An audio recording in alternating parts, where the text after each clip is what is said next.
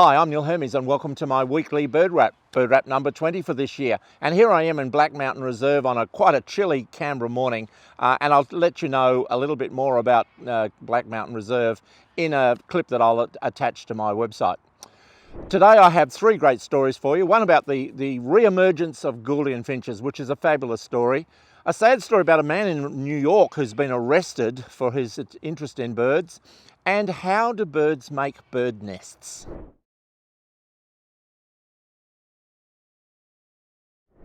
Hi, I'm Neil Hermes and welcome to my weekly bird wrap.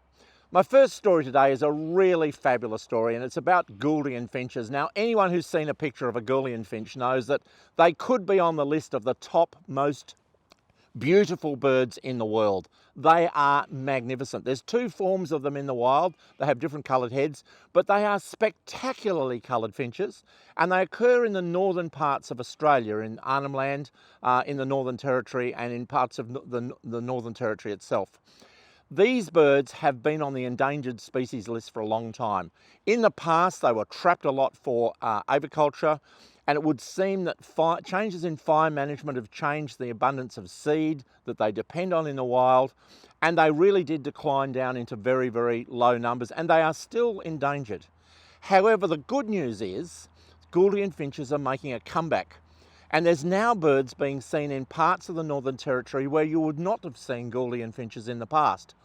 In the past, it would have been a great expedition to go down to Pine Creek or out of the back of Katherine to find some Gouldian finches, and you might have seen a few of them. Now they're turning up in flocks quite close to Darwin, and there's hundreds of them.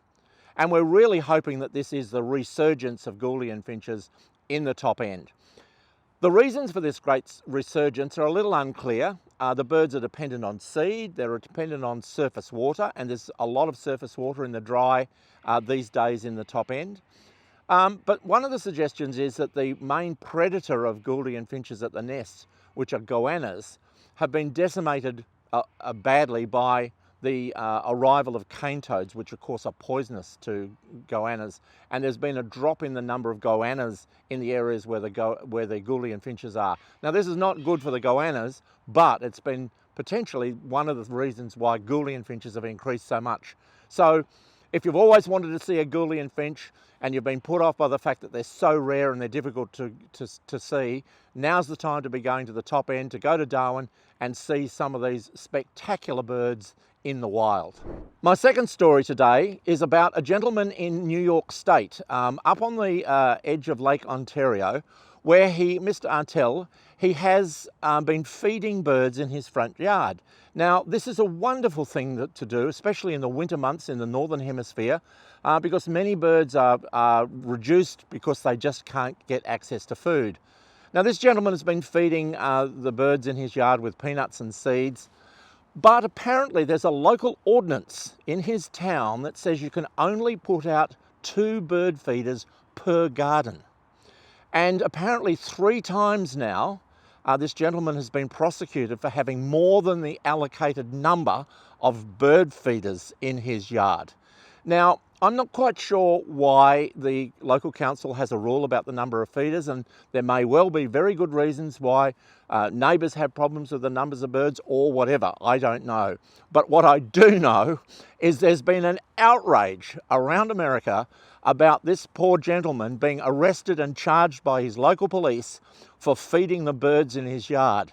And many of the reports that I've seen run along the lines of, you know, don't the police have better things to do with their time than arrest people for feeding birds?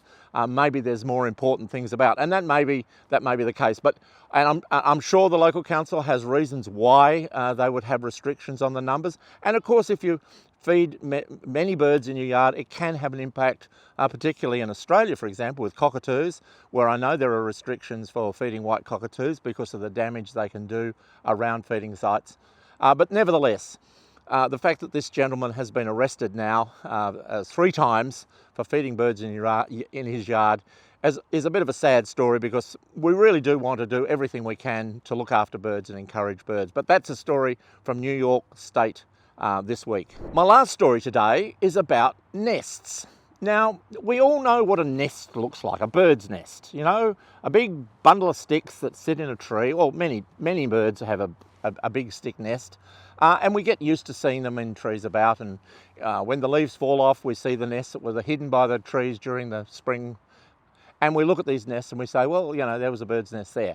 But have you ever thought about a bird's nest? Have you ever thought about the fact that this nest, and some of them are so big that a human can stand in them, they are so large and so strong, is just made of sticks. And the bird putting the sticks together has put them together in such a way that they form a strong platform. If you just put the sticks higgledy-piggledy together, you'd imagine they would fall apart. Birds, when they pick up a stick to put them in a nest, you'll see them looking at the stick, putting one down, picking up another one. It turns out that there's a lot more to building a stick nest than appears at first glance. And in fact, scientists are now doing computerized modeling of the way in which nests are built, because the connection of the nests and the sticks together form a pattern which means that the nest is strong. And if we can learn how that pattern works, it could give us insights into various engineering things that we have challenges with, where we might want to build something that's strong but built out of light material and not a solid object.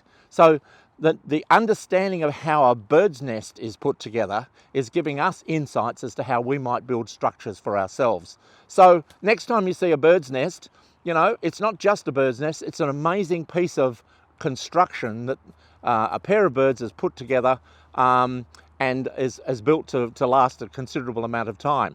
So that's my last story for you this week. I hope you enjoyed those stories. If you want to see more, check out my YouTube channel and check out my website. And I have plenty of safaris that are going to various parts of Australia that you can also check out on the website. So thanks for watching and happy birding.